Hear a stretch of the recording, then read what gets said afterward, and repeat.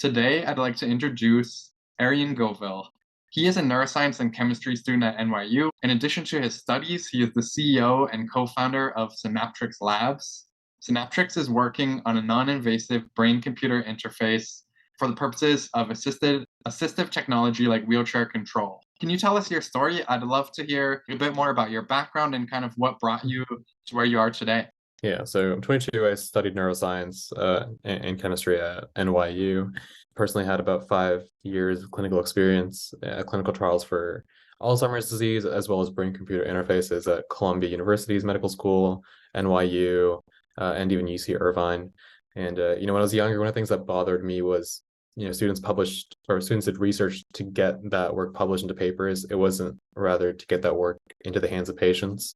And I remember when I was younger, that would bother me a lot. Like, papers are great, and we want our names to be in papers and authorship and all that. But I think more importantly is, if we're doing novel, cutting edge work, and we're building new therapeutics, whether that be pharmaceuticals or biotech or neurotech devices, that hard work should benefit patients at the end of the day. That could use that technology the most. So at NYU's medical school, where I've been working the last 3 years on a cutting edge clinical trial for Alzheimer's disease, I would occasionally see paralyzed patients using the system called eye gaze. And it's a computer vision-based system, eye tracker. It's a big monitor and a few infrared cameras right under it. It's bulky, it's cumbersome. Patients tell me they feel like a spectacle going outside. People stare at them. Plus, it doesn't work in fluorescent lighting, and sunlight can completely miscalibrate it. It's a pretty poor system in general. And as someone with a background in computational neuroscience as well, I knew there was a neurotech approach to this with brain-computer interfaces.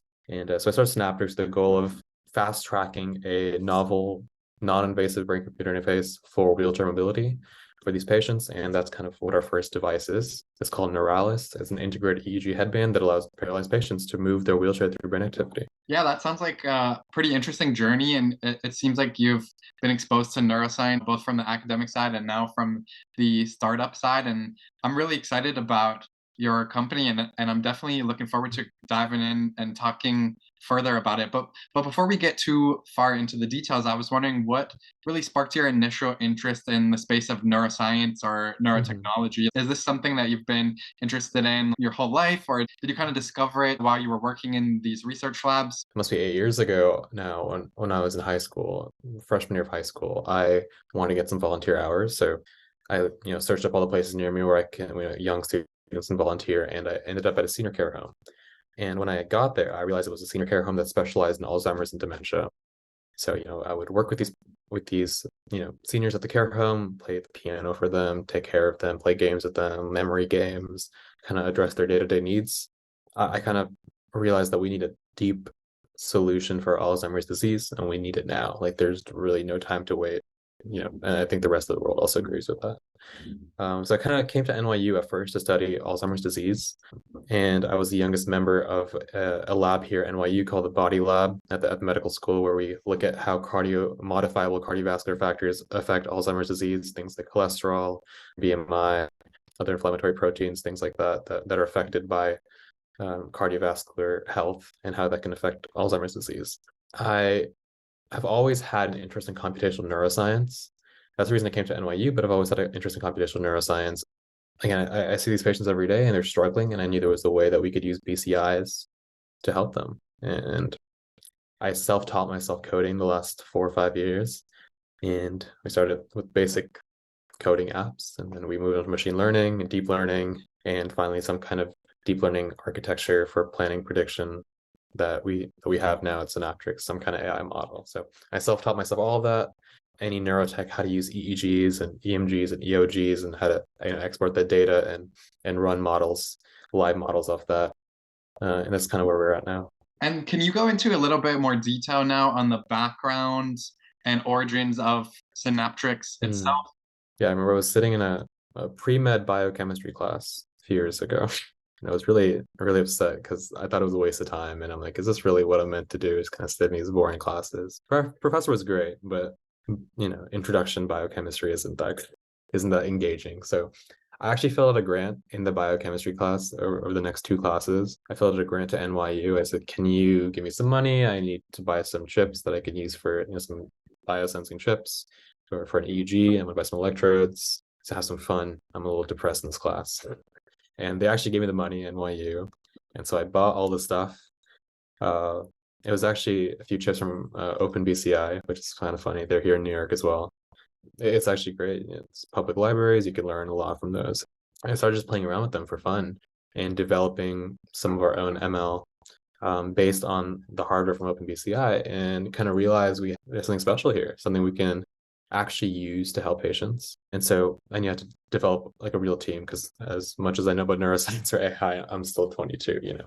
So I got a CTO who's basically an expert in AI and machine learning to come on board and help us with Synaptrix. And we have a great team of software engineers who do research at AI at Berkeley and MIT, as well as a senior industrial designer who's designed products for Colgate and also projects with the Alzheimer's Association. So we kind of built that team from scratch when I realized we had a cool, novel new model that had never been kind of created before. We made our own electronics and kind of scaled from there really quickly. And this is all in the last year and a half, by the way. Wow, things are moving along, and it sounds like you have, an exciting idea and a great team built out around you. Definitely a good start. And so another question I had was, I read on the Synaptrix website that the Neuralis product was developed in-house. And so was that referring to the hardware? Was that referring to like the algorithms and software, or both of these? Yeah, everything we make is in-house. With things like medical devices, user experience has to be the key. So I don't think it's smart to use consultants for medical devices.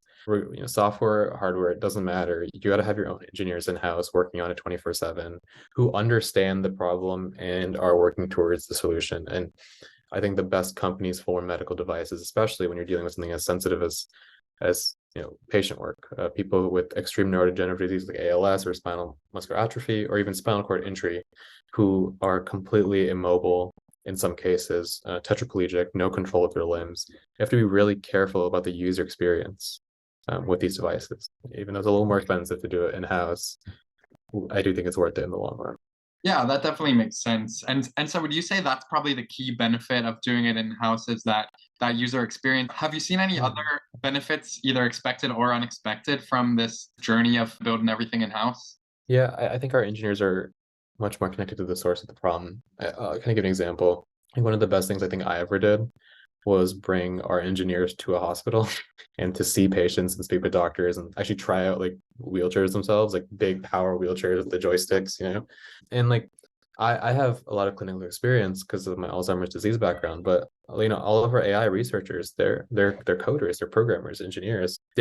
Hospital environment isn't normal to them as it is to me or people in the clinical setting. So a few months ago, I actually brought them all to Columbia University, and one of our mentors, David Sabel, he's a head of occupational therapy at Columbia University. So we brought them to the clinic, and we spoke with everyone, and we used the wheelchairs. And after that, like the morale and the quality of work like increased exponentially, because they saw the impact of the work, like where that was heading, and like who are they actually helping. And so I think you can only do that in-house. It has to be in-house for something like this.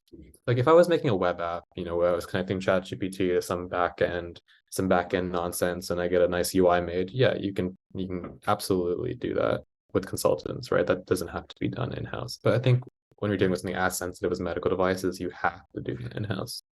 I really like that idea that you shared there, kind of showing the engineers what the mission really is, and what how this device is going to be helping people. And I'm not surprised that upped the morale after you guys went on that little field trip. Yeah, it's probably one of the best things I've ever done. So I noticed that you have some experience working in some research labs at NYU. You mentioned these Alzheimer's related labs. Does the company itself have any like direct lab affiliations, be it with these Alzheimer's labs or the occupational therapy department at Columbia or some other lab in the New York area? Yeah, right now we're actually in the process of building out our own lab and our own facility. So we're trying to do everything as in-house as possible. The problem when you deal with other institutions, meaning like if we were to go to Columbia for a clinical trial, or Mount Sinai or NYU, it looks great on paper. A startup does clinical trial at Columbia, that looks great in the press. But people don't understand how difficult the back end of that is. Meaning, if we were to do a thing at Columbia, a partnership with Columbia, we'd have to wait on their own IRB to approve every single thing, and that would take months. Every single form and form consent, study protocol, every small change has to be approved by the institution's IRB, and that makes it almost impossible. And again, my goal at Synaptrix is to get real novel technologies into the hands of patients as fast as possible without compromising on safety or efficacy. That still is paramount, and we make sure of that, but without the classic bureaucratic delays of doing things in big institutions. So we try to do everything as disconnected from hurdles as possible, or things that would weigh us down.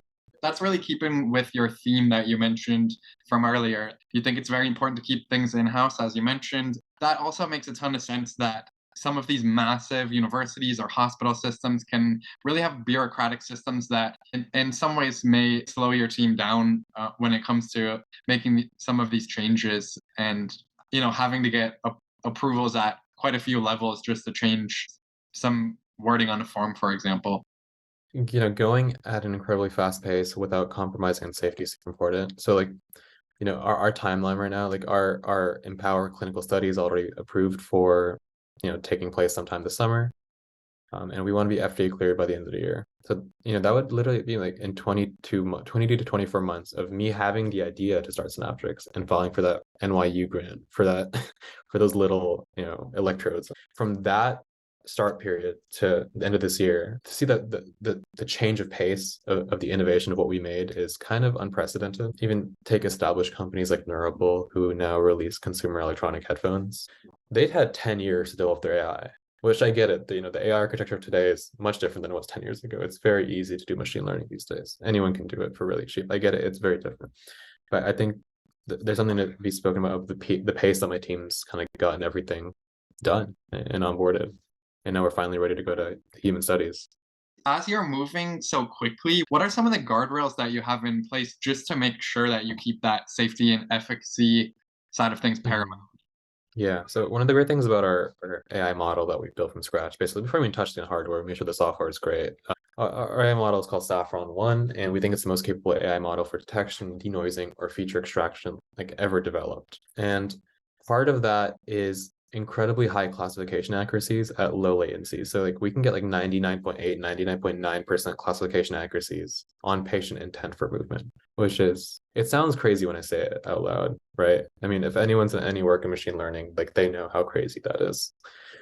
Yet we can produce those results in our testing with our own engineers. And we're kind of curious to see how that would translate in the real world, right? With the real patients sitting in real wheelchairs. But, you have to make sure that safety is designed into the engineering from day one, meaning you don't make the product and then you put safety measures in. Like safety measures have to be priority throughout the developmental lifestyle. Like the worst case scenario would be if a patient was at the curb, a sidewalk, and there's traffic. You don't want that wheelchair to drive into traffic. Or alternatively, if that patient is driving through a road, you don't want the patient to stop on the road. You know what I mean? And so it's like, how can we have the model just not do that? Meaning, how can we completely cut out false positives in both the intent and not intent portion of when a patient makes a selection of movement? And so, of course, that's been a challenge. That's not easy to do, but you can't rush things to market that aren't ready, that aren't safe. So we've kept that in the back of our heads ever since. Yeah, absolutely. That definitely seems like an important thing to keep in the back of your heads. Yeah, I'm impressed by those classification accuracy numbers that you were sharing there. I did have some follow-up questions on the Saffron 1 model. I noticed that on the Synaptrix site, you had mentioned that it's expandable to other various integrations via SDKs or APIs. And I think that could really serve as a useful resource for somebody who's not ready to quite build out their own model yet, but wants to do some experimenting or perhaps even build some sort of device of their own. And so the question I had for you regarding the Saffron 1 model is what or who would be the ideal customers or ideal people to take advantage of this? And then also what other devices or perhaps integrations does the Saffron 1 pair well with? Yeah, so this is a big question. Before I even answer that, it should be clear to everyone that neurotech is the future. Like I think 2024, we're really going to see like a bunch of neurotech companies go to market and take off, both in consumer electronics, but also in the medical space and biotech space. And so all those companies really have to think hard about how they process their signals. So the traditional way of processing EEG is if you want to just completely do things uncomplicated. You throw a notch filter, bandpass. Maybe if you know how to use some basic machine learning, you can configure a CNN model. And then generally that's okay for most cases. It's very simple. You can do this in 30 minutes, less than 30 minutes. This is very simple. Now, for something like prosthesis control or wheelchair control, that is not good enough. That is completely terrible. I mean, you'll get maybe 85% classification. It's not good. What Saffron's really good at is eliminating machine and spatial noise, and then taking that output and making it hyper selective for evoke related potentials. So not only SSVEPs, visually evoked potentials, auditory evoked potentials, P300 waves through all bell paradigm stimulus. That's what Saffron 1 is really tuned for, is event potentials and denoising. So we think what we've built here is quite new in terms of getting something with such a high classification accuracy in under a second. And, you can throttle it. So you can actually make it 50 millisecond, a 20th of a second, right? And that would get like 98.5. So, which is not even bad. If you want to get that second mark, then you can get the full benefit of Saffron. But we think there's a lot of implementations for this, just past our initial wheelchair integrations. Like neuromarketing is a huge field, we think. Emotive, the company in San Francisco, does a lot of work with Louis Vuitton in Paris. And they kind of use EEGs to track consumer sentiments of certain products or scents from perfumes. And then they kind of optimize that product from that feedback. I think this is going to be more popular. And you're going to need robust ways to denoise signals. And here's the thing, most consumer marketed companies aren't neurotech experts, okay? They just want something that works. So they'll get a heads up from someone, and the idea is they can, in 3 lines of code, import our API and run their live signals through Saffron and then get the results. And that would be good for them. That's kind of the idea.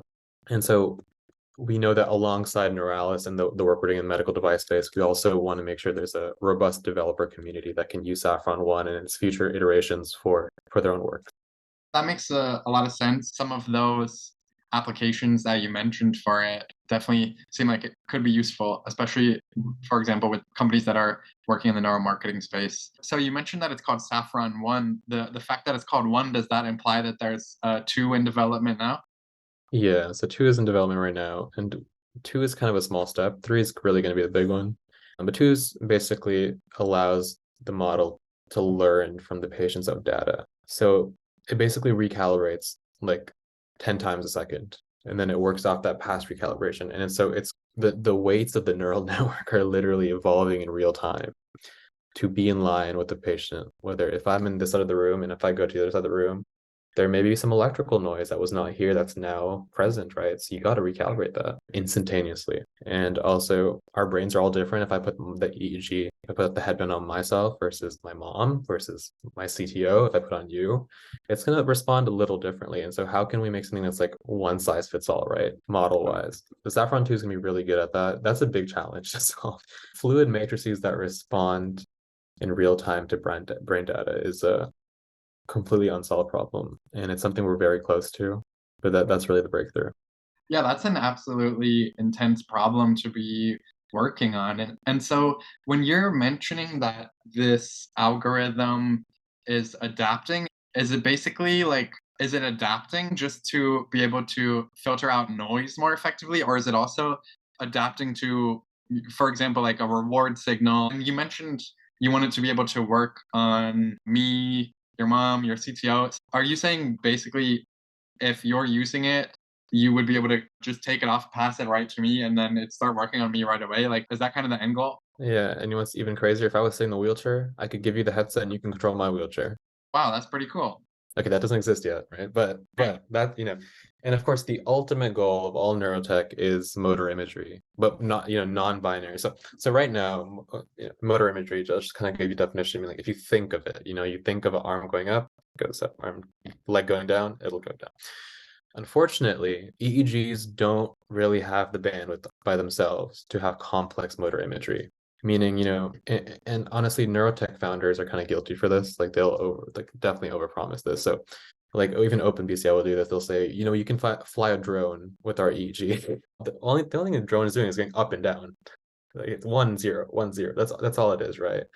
And so that's kind of why companies like Synchron, actually here in New York, Neuralink, they need that bandwidth from having those electrodes right in the brain, right? Either implanted threaded like Neuralinks or through an artery like Synchron, because you need that bandwidth to have non-binary motor imagery. But I think that Saffron is capable of motor imagery, non-binary motor imagery from an EEG, which would be incredible. It's not quite there yet, but it's very close.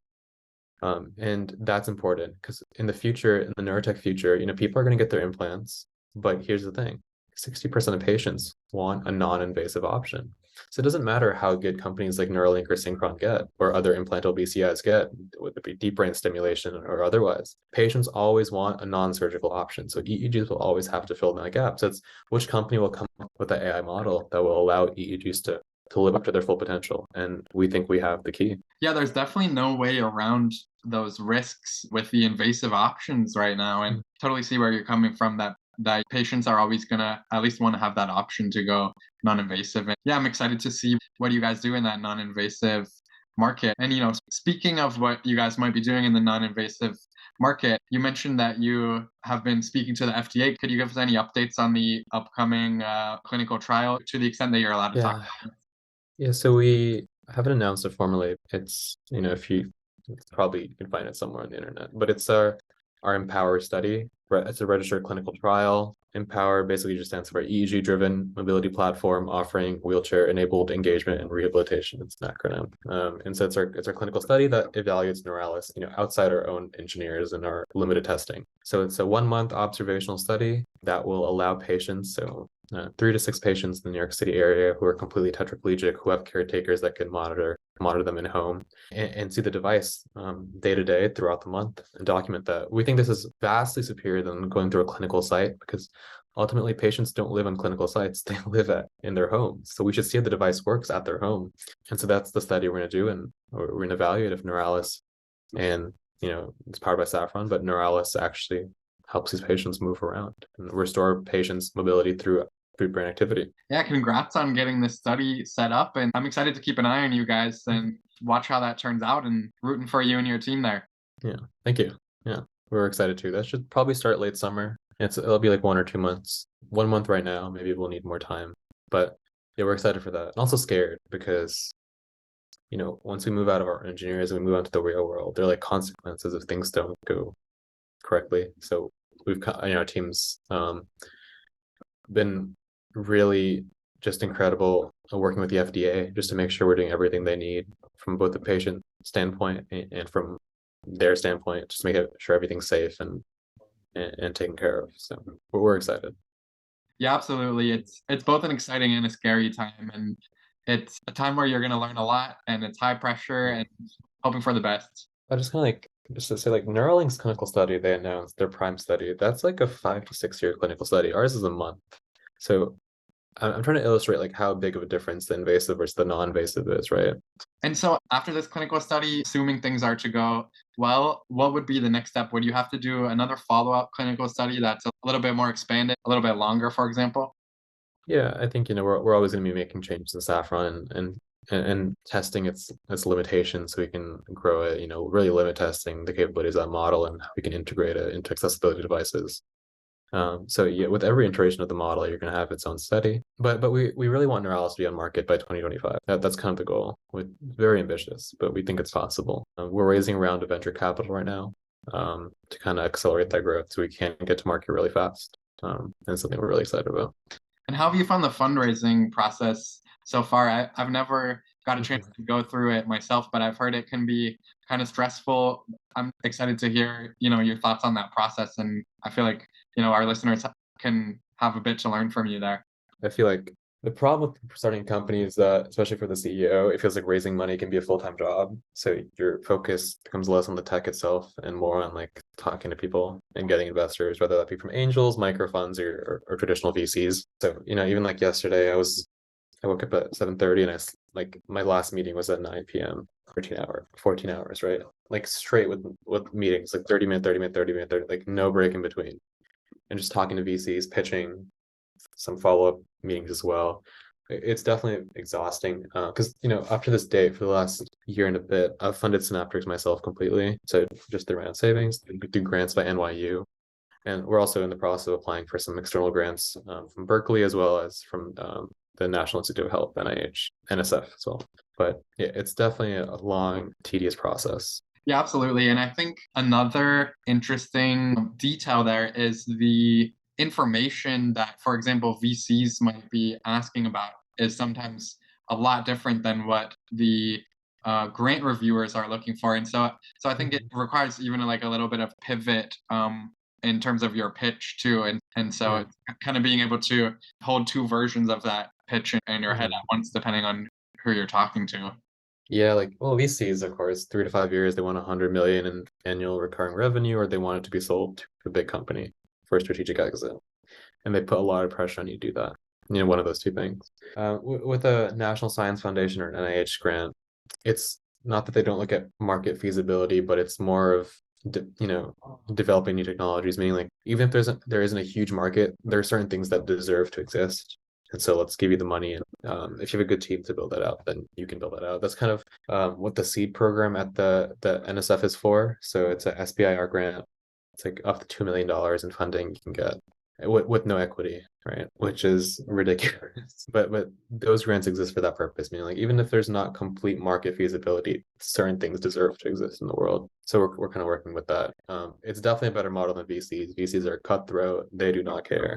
And if there's a small problem, guess what? They hear 30 pitches a day. So they'll just move on to the next one. So yeah, VCs are difficult for sure.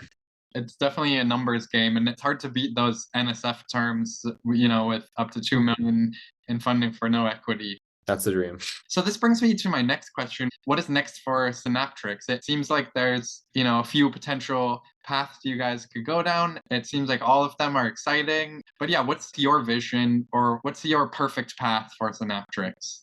Yeah, well, my dream kind of expands past Neuralis. Neuralis is just a great first step that kind of helps us get off our feet because we think the solution's better than current wheelchair mobility solutions that exist. But a company's first product is never their end goal. I mean, we're not a one product company. I mean, even apart from just what Saffron could be, like the chat GPT for signal processing for EEGs or neurotech applications, we really want to focus on accessibility devices for patients. Like, what can we actually use the technology for that helps people who have no other choice? My goal is the non-invasive, complete motor imagery wheelchair control system through an EEG. And what I mean by that is not only do I want that device to be functional, but I also want it to be desirable to wear. So you've seen an EEG cap. I mean, they're like swim caps with like wires sticking out of that. I mean, that's ridiculous. No patient is going to wear that outside, right? Part of what makes Neuralis so great, or our design of Neuralis so great, is that if you're actually looking directly at someone, you would have no idea they're wearing Neuralis because it goes around the back of their head.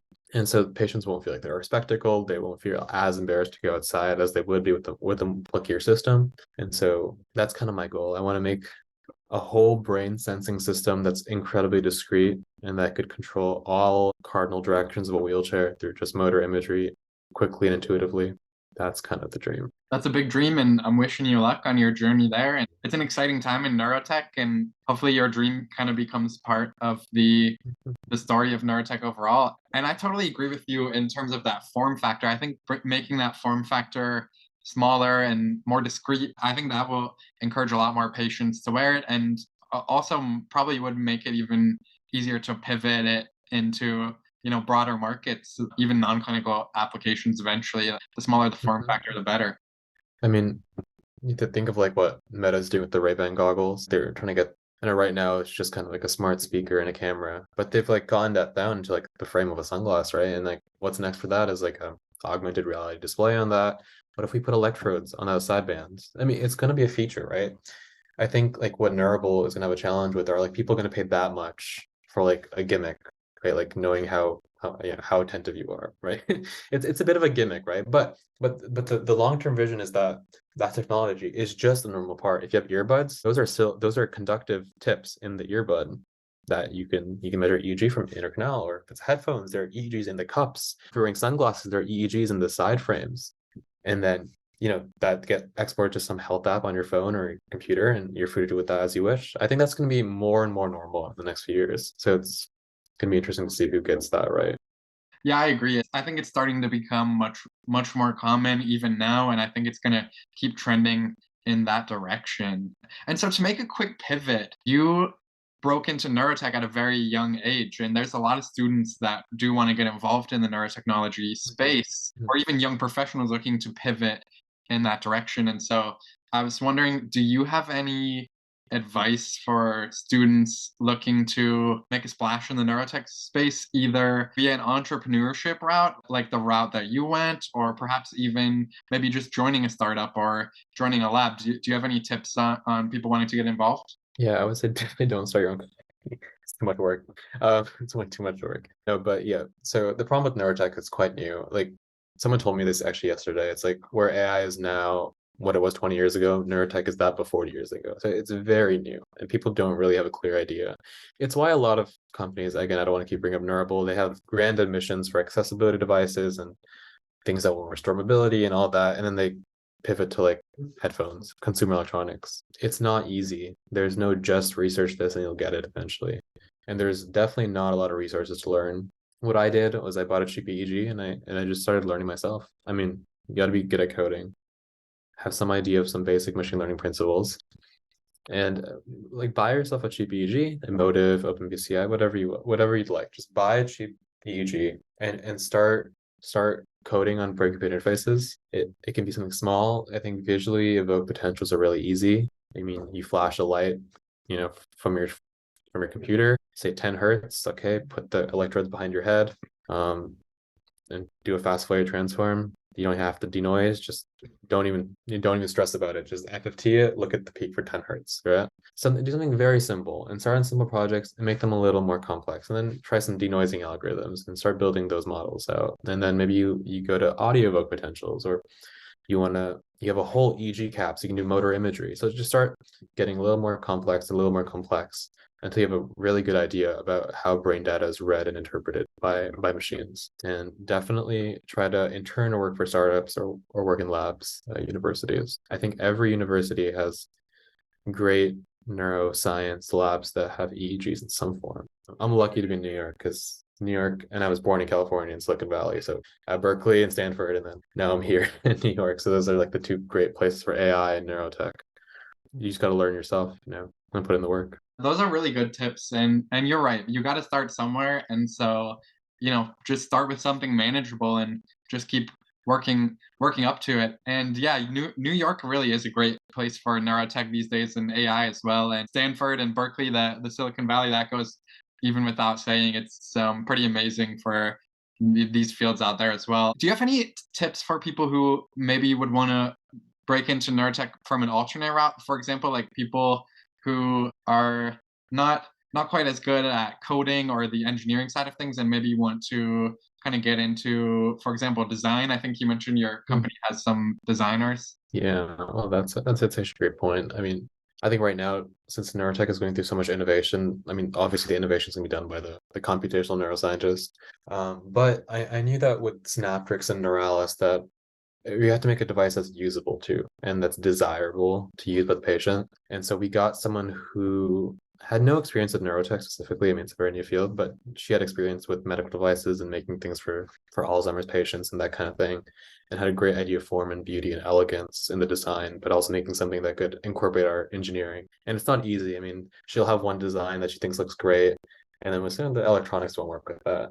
It doesn't quite work. And then she'll go back to the drawing board and then we say, can we have something that looks like this? No, that's not possible with them. So it's a lot of back and forth, you know what I mean? But I think neurotech is going to go through so much change in the next 2 years, whether it's in marketing, music therapy, in biotech, and like wheelchair prosthetic control. So I think choose something that you're really good at. If it's music, if it's marketing, if it's design, and see how you can apply those skill sets to neuromarketing or neurotech startups, right? So you mentioned neurotech over the next few years, and so this brings me to my next question. Do you have any predictions for neurotechnology over the long term, say perhaps the next 20 years? I know we've touched on this a little bit already, Um, but I was wondering if you could go a little bit deeper on that, and maybe both from a zoomed in sense and focusing on the specific subset of the field that you're mhm, working in, for example, non-invasive BCIs for mhm. assistive devices, but then also just zooming out and talking on about the field at large and how it might impact society and how everything in neurotech will look over the long term. Yeah, the key to winning in neurotech is to figure out how to filter out movement noise. So like even non-invasive and invasive companies, what we love is patients who are paralyzed. And as bad as that sounds, it's because they're in their wheelchair completely locked in. And so one of the things our model doesn't have to deal with is movement noise. So first of all, whoever gets that right is going to win. It doesn't matter if it's consumer electronics or like a serious medical device company. I think that both implanted BCIs and invasive implanted BCIs are going to be extremely popular in 20 years. Specifically, what we call mechanical interneurons. So to say like you're blind because there's a problem in your optic chiasm, right? That's like where your eyes cross and they ultimately go to B1. Okay, so there's that problem. What if you can make a mechanical interneuron to just bridge those areas? You take that input from one side and then you transmit it to the other side. I'm very oversimplifying that, but you could cure blindness if there was a spinal cord injury where those nerves were severed. You could cure that, right, with an implantable BCI. I think that is much closer than people think. I think that technology exists already. It's just kind of the dangers of implanting an electronic system like that is the main challenge. I think companies like Synchron are probably going to win that. I think Neuralink has it kind of wrong. I think Synchron's going to win that race. And even companies like Precision Neuroscience have built incredible devices. There's a sub-branch of BCI companies using whole brain ultrasound. So something like Forest Neurotech is a big one of them. I think that's also going to be quite popular. Again, people will always want a non-invasive option. I think as AI gets more advanced, more sophisticated, then a lot of those noise-related issues, whether it be movement or spatial or electrical, environmental, whatever it will kind of be reduced to like null and void. And we'll be able to get meaningful insights from data, all kinds of data at higher sampling rates and classification accuracies. Yeah, definitely very optimistic for the field. It's definitely the next step of biotechnology, you know. I agree with it being the next step of biotechnology. Yeah, there's definitely interesting times ahead for this space. Yeah, completely agree. And so that was all the questions I had for you today. But before we sign off, I wanted to ask, should any of our listeners contact you or your team for further discussion after the episode? And if so, who should reach out to you? How can they reach out to you? And what topic would you be open to being reached out to about? I love talking to students. Actually, I have a lot of people who reach out to me on LinkedIn from my high school. So like they're in high school right now, where I was like 7, 8 years ago. And they talk to me like, oh, we see what Synaptrix is doing. We go to the same high school. Can we talk? And I always talk to them because I think it's adorable. But also teaching young people on neurotech is a great cause, I think. So I'm always open to talk to whoever wants to talk. Shoot me a message on LinkedIn. We'll find a time if I'm not too busy. I think neurotech only goes forward if you get more people in the field. So if you can inspire that next person to like commit their career to neurotech, that's a great thing. Yeah, mentorship is really important, and I agree. We need to get more people in this field, and I think that's a great place to start. Yeah. Yeah, I wanted to just say thanks again for coming on today. This conversation was super interesting. I feel like I learned a ton from you, and as I mentioned before, I'm wishing the best for you and your team going forward. Yeah, thank you so much for having me. It was a great time talking to you tonight. Of course, if anyone wants to see what we're doing, synaptrix-labs.com or search us on LinkedIn. We'd be happy to talk.